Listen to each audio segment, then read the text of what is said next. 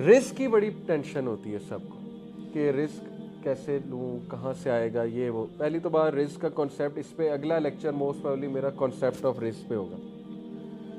حدیث ہے, رسول اللہ صلی اللہ علیہ وسلم نے فرمایا, یہ حلیت الاولیاء جلد نمبر 7 اور 90 نمبر روایت ہے اس میں, اور یہ حسن, علامہ الالبانی نے اسے حسن کہا, حسن کا درجہ دیا اس کو. Were the son of Adam to flee from his provision as he flees from death?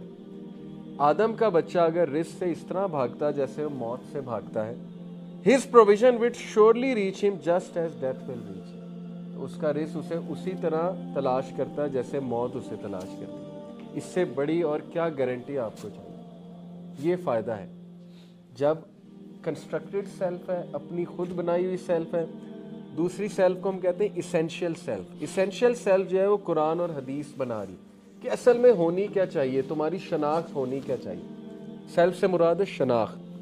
ایک شناخت بندہ خود بنا رہا ہے, میڈیا سے لے کے ادھر ادھر سے لے کے, ایک شناخت اس کا رسول اللہ اور اللہ سبحانہ و تعالیٰ بنا رہا ہے. تو یہ وہ شناخت کہ رزق تجھے اسی طرح ڈھونڈتا ہے جیسے موت تجھے ڈھونڈتی ہے, اور اگر تو رزق سے بھاگے گا رزق تجھے پکڑ لے گا, لیکن ایفرٹ بہت ضروری ہے. حضرت عمر نے کہا کہ ظاہر ہے یہ جتنی بھی ایسی باتیں, حضرت عمر کا اس پہ کومنٹ ہے, کسی نے پوچھا تھا کہ اس کا یہ مطلب ہے کہ ہم بیٹھ جائیں, نہیں. انہوں نے کہا تھا اس کے لیے ایفرٹ درکار ہے, کیونکہ اللہ تعالیٰ نے ظاہر ہے کچھ کرائٹیریا تو رکھا ہے کہ ایفرٹ تو کرنی پڑے گی. ایک اور حدیث ہے, رسول اللہ صلی اللہ علیہ وسلم نے فرمایا, سنن ابن ماجہ کی حدیث ہے, علامہ الالبانی نے اسے صحیح کہا ہے, whoever is concerned about the world, Allah will disorder his affairs, make poverty appear before his eyes, he will not get anything from the world but what has been decreed for him. جو کوئی دنیا کو concern بنا لیتا ہے, concern بنانا اور دنیا میں کچھ اسینشل کام کرنا, اس میں فرق ہے. کنسرن بنانے سے مراد ہے کہ آپ جیسے اللہ سبحانہ و تعالیٰ, میں آپ کو سورہ کہف کی آیت نمبر 107 ہے غالباً, ذرا اس پہ غور کیجیے گا. اور سورہ کہف جو ہے یہ اینٹی ڈوٹ ہے, یاد رکھیں, فتنے کے دور کے حوالے سے. کل حل ننبئکم بالاخسرین اعمالا, اے نبی کیا ہم بتائیں, انہیں کہو اے نبی کیا ہم تمہیں بتائیں کہ سب سے بڑا خسارے والا کون ہے اعمال کے حوالے سے, ڈیڈز کے حوالے سے لوزر کون ہے؟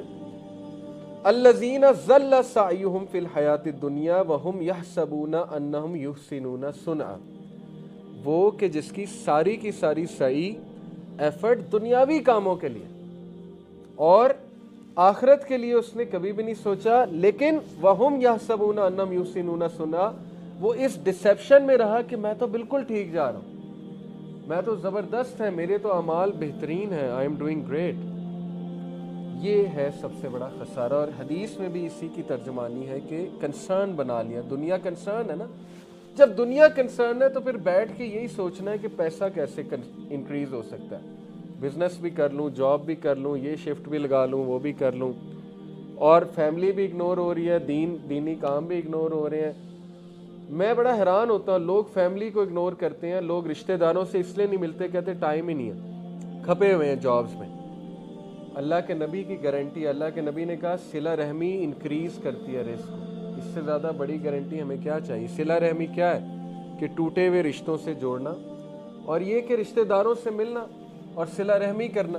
اللہ کے نبی کی حدیث ہے, کانٹیکسٹ بتا رہا ہوں اس کا, کہ صلہ رحمی وہ ایکٹ ہے جس کا سب سے جلدی رزلٹ ملتا ہے دنیا میں. اگر سب سے جلدی کسی چیز کا رزلٹ دنیا ملتا ہے وہ صلہ رحمی ہے. یہ حدیث سے ثابت ہے یہ بات.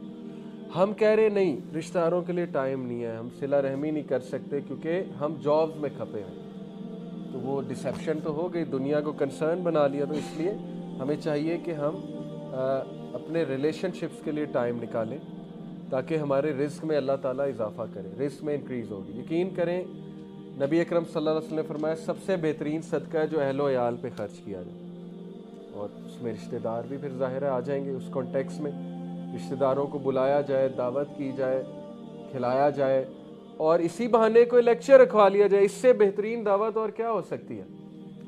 ہماری دعوتیں صرف شادی پہ ہم ملتے ہیں رشتہ داروں سے, وہ سال بعد 1.5 سال بعد کوئی شادی آ گئی تو چلو سب سے مل لیا, نہیں. تو یہ ٹرینڈ آپ بنائیں اپنے گھروں میں کہ آپ اپنے ریلیٹیوز کو نا مہینے میں ایک بار بلا لیا, 15 دن بعد بلا لیا, कितने पैसे लग जाएंगे, कोई देग बनवा ली, खाना खिलाया, साथ में किसी को बुला लिया लेक्चर देने के लिए, खुद दे दिया, कोई रिमाइंडर दे दिया, इससे बेहतरीन और गैदरिंग हो क्या सकती है। ओके, ये इस तरफ जो है बंदे को आना चाहिए। तो जो दुनिया को कंसर्न बनाएगा, याद रखें, अल्लाह ताला उसके अफेयर्स को डिसऑर्डर कर देगा ताकि वो पलट आए। ये इसलिए है कि वो पलट आए। डिसऑर्डर से क्या मुराद है कि उसके हाथ से चीज़ें निकलती जाएंगी, टाइम ही नहीं मैनेज होगा, बरकत ही नहीं रहेगी, कभी ये मसला कभी वो मसला। जैसे मैं आपको मिसाल देता हूँ, एक बंदा सफ़र पे निकला है, गाड़ी पंक्चर हो गई, फिर थोड़ा सा आगे गया, रेडिएटर जो है वो ख़राब हो गया, फिर थोड़ा सा आगे गया, फिर कोई और मसला आ गया, और टेंशन सफ़र पे, सारी सफ़र पे टेंशन टेंशन। क्यों?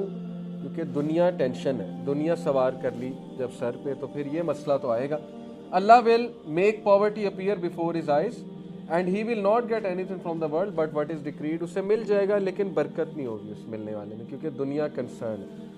इसके मदे मुकाबिल whoever is concerned about the hereafter, Allah will settle his affairs, make him content in his heart, the world will come to him although he is reluctant for it। जो आखिरत को concern बनाएगा, अल्लाह ताला उसके affairs को समेट लेगा, संभाल लेगा, इतनी बड़ी गारंटी। अल्लाह ताला उसको उसके दिल में गिना भर देगा, कंटेंटमेंट आ जाएगी, उसको कम भी काफ़ी हो जाएगा। ये कंटेंटमेंट एक बहुत बड़ा फजल है अल्लाह का। कंटेंटमेंट जो है ये अल्लाह का रिवॉर्ड है।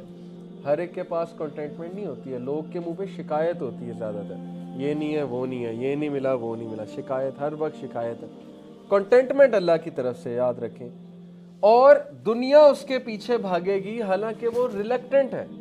और ये अल्लाह ताला ने इस्लामिक हिस्ट्री में हमें पता लगता है, हज़रत उमर नहीं वेल्थ चाहते थे, लेकिन he became the richest king of the world. पता आपको इस बात कि वो हैरान होते थे सहाबा कि इतना माले गनीमत आ चुका था पर्शिया से, और हज़रत उमर रोते थे कि ये टेस्ट है, बहुत बड़ा टेस्ट है, क्योंकि वेल्थ आने लगी। मुसलमान दमिश्क के बादशाह बन गए जाए। दमिश्क बहुत बड़ी उस टाइम पे, बहुत बड़ा शहर था उस टाइम, दमास्कस की बात कर रहा हूँ। ओके, तो अल्लाह ने दिखाया कि देखो तुम्हारे कदमों तले ख़जाने, तुम्हारे कदमों तले दुनिया है, माले गनीमत है, तुम्हारे कदमों तले जो है वो पैसा, जो तुम कहते हो वो है।